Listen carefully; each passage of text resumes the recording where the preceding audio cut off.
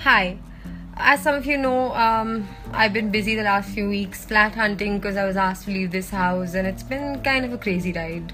It hasn't really been the most pleasant of experiences. In fact, it's been pretty freaking humiliating and upsetting. One of the things that I constantly heard while flat hunting is that why are you living in this city alone when your parents are from this city? Now, it's not the first time I've gone flat hunting. I've been living alone in Delhi for the past 10 years, and this will be my 7th house. I think the big difference was that instead of looking for places in the usual, budget student accommodations, I was looking for a nice house in a nice neighborhood.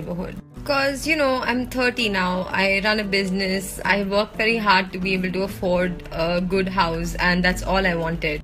The first reaction from most brokers or landlords is, wait, how can you afford this? How does a single woman have the budget that you have? Most of them seem to either imply or be worried that you might be a high-end escort girl, or that there's something fishy going on.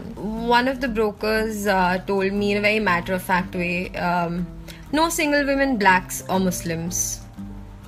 And to be honest, most of these people who are landlords or who have issues, even brokers, they seem to be middle-aged people with kids my age.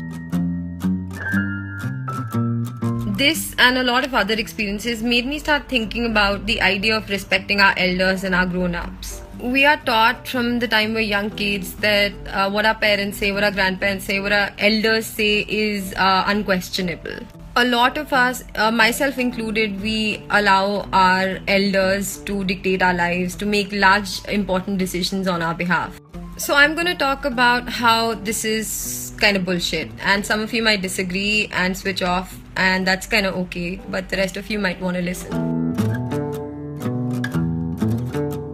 For the life of me, I cannot buy into the logic that somebody knows better or has a more valuable opinion just because they've been around on this planet longer. People are limited by their conditioning, by their education, by their upbringing, and that applies to everybody, and that doesn't really change with age. We all have family members who are bigoted, who are homophobic, superstitious, who have views that we would never accept in our peers or on the internet. Grandparents who make household help use separate loos and separate utensils. Parents who say things that are horrible about Muslims, about gay people. These are the kind of behaviors we get very outraged by online. We get very upset and we start commenting or we start sharing and talking about. So why don't we hold our own families to the same standards? It's not that hard. Just point it out and have a conversation. I hate that a lot of us have to sneak around and be completely different people when we're away from our families, because I think that's disrespectful to everybody involved. And for some reason, instead of questioning it or asking why we do it, we've just made it this cute thing that only Indian kids and Indian parents will understand. There's nothing cute about being in a horrible marriage or a shit job or a college you don't like or a life you don't like because somebody else told you to. There's nothing cute about the fact that this is 2017 and the caste system is alive and thriving in every part of this country, including cities. Or that people are deeply unhappy and there are kids who kill themselves because of pressure from parents to perform well, to get into engineering and medical colleges. It's not cute for women to be told how to dress, how to behave, what to do on their period. It's not cute for them to be controlled like that.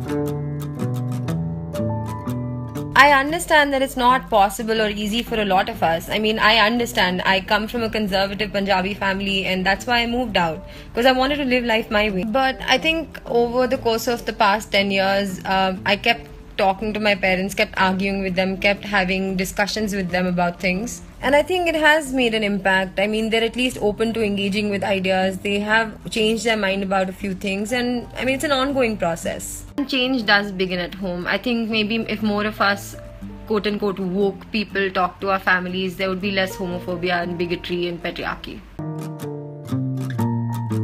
It's great to learn stuff from our elders. I love hearing stories about partition from my grandparents. I love hearing their little anecdotes and their little tales and stuff. And just like a lot of my grandparents and my relatives are not up to date when it comes to how to operate a Kindle or how to use Netflix, it's the same thing with society. You know how we try and teach our parents, our grandparents, our relatives, our neighbors how to use devices and gadgets better? It's the same with ideas, with attitudes, with mindsets. They're a little bit behind, they're not as updated, and we are. So, it's a two-way process. They teach us a few things they know and we teach them a few things we know. Anyway, long story short, question and challenge your elders. When you see them doing something wrong or saying something wrong, talk to them, call it out. If they're willing to engage, that's great. Hopefully they will change their mind and update. If they're not, then well, you have your life to live and you have to live with the consequences. So especially when it comes to things like your career, who you marry, who you date, how you live, it's your decision. Nobody has the right to tell you. Anyway, I'm hoping that not too many parents are watching this, because that's gonna get me a lot of hate. But hey, hypothetical parent who might be watching this, if you can get on Snapchat, you can probably update all your views about life. If any of you have any questions, concerns, disagreements with what I said here today, please tell me why, text me, and I'll be happy to answer that.